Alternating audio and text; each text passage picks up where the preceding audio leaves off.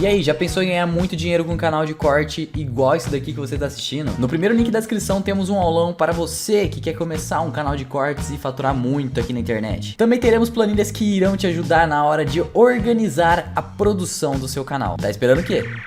Isso que eu ia falar, essa história é tão bizarra, deixa eu bizarra. solto. Essa história dos canibais eu tava vendo a sua entrevista. Era uma seita, né? Onde ele manipulava Como as chamava a mulheres. seita? Era... Puxa, você sabe Eu que esqueci, mas... Eu também não vou lembrar mas ele agora. manipulava mas era uma as seita que mulheres, fazia- né? Pra... Manipulava as mulheres. Ele era um cara muito bom de conversa e as mulheres seguiam fielmente tudo que ele dizia, matavam, esquartejavam e ainda usavam a carne para coxinha. Caramba, que absurdo, cara. É um cara muito manipulador, né? Total, eu entrevistei, né? é uma história. Também está no YouTube, quem quiser. Eu vi muito esses interessante. dias, É sabendo bem que você vinha, que eu fui rever essa... Cara, é impressionante. A mulher falando em Deus, aí mostra, né? Tem uns impressos, né? Com a... Pô, eu tava na minha cabeça o nome da seita. É uma seita de adoração ao diabo, né? Basicamente era isso. O nome não lembro exatamente agora, mas Então, na matéria tem. Aí, mas... E porque foi localizar todo um livro, tinha escrevido um livro. Porque é o seguinte, ele escreveu um livro que se recusaram a publicar.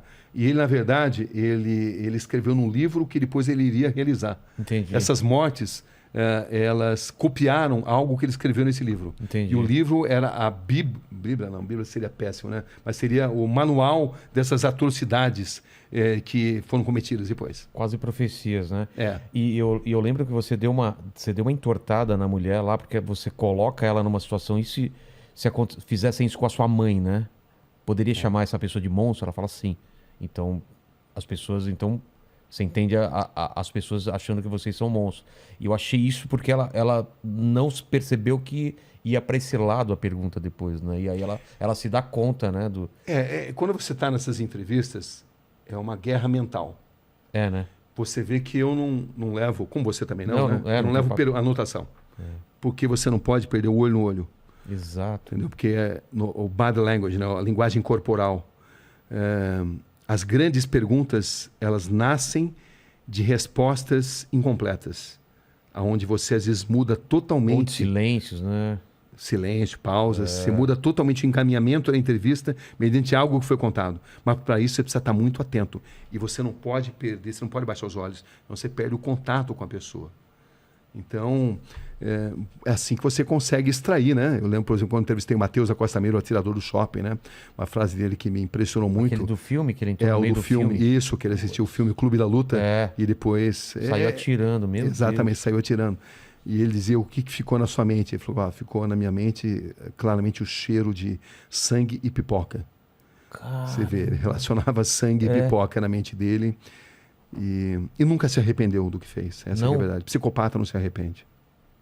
Porque ele pode até falar que se arrepende porque eles são inteligentes, são frios e notam que precisam falar muitas vezes o que as pessoas esperam ouvir. Entendi. Mas psicopatas não têm cura. Caramba. Ó, o Vulkslock 22, olá Inteligência Cabrini, gostaria de saber, existe uma enorme romantização da criminalidade do perfil das pessoas que cometem crime, mas na experiência, qual a sensação e lição que tira de toda essa experiência com eles? Existe algo a ser aprendido com a mente dessas pessoas. Traumas de infância, ou não. Sempre tem um gatilho ou não? Às vezes sim, às vezes não. Não é exatamente automático. Muitos usam isso como algo para justificar o que fizeram, entendeu? Como um trauma da infância, né? Então você precisa penetrar muito nessa mente, e penetrar na mente de um psicopata é tarefa complicada, mas boa parte deles padece do bichinho, do viriatismo, da vaidade, e é quando você consegue extrair muita coisa. E eles gostam também de submeter a capacidade deles de manipular a sua capacidade de perguntar. Então, eles estão sempre tentando te manipular a perguntar o que eles querem responder. Com certeza, com certeza. É um jogo mental violento, onde você precisa ter o máximo de concentração. Senão você faz exatamente o que eles querem, né? Você faz, senão você não surpreende. E eu costumo usar muitas vezes a tática de repetir determinadas perguntas em situações diferentes para extrair respostas às vezes diferentes. Entendi. Por um deslize emocional. Até mesmo psicopatas podem ter deslizes emocionais, embora eles tenham tanta dificuldade de se relacionar com emoções. Entendi. Entendeu? Então, é algo que você vai aprendendo, né? Você vai aprendendo e você vai lendo nas pessoas, no olhar das pessoas, nos gestos que elas fazem. Elas vão emitindo sinais. Às vezes elas estão morrendo de vontade de contar uma determinada verdade, desde que você consiga entender esses códigos. Ou outras vezes não. Como se outras fosse um vezes... prêmio que você precisa merecer, Exatamente. merecer intelectualmente para ela te revelar aquilo, né? Por isso que eu acredito muito em perguntas curtas e grossas, perguntas grandes demais, dão chance para a pessoa pensar no que vai responder. Entendi. Quando você está falando na sua pergunta, Ela já está... vou falar isso, né? Entendi. Entendeu? Não. Então, a pergunta curta e grossa, muitas vezes, de sopetão, é uma grande arma.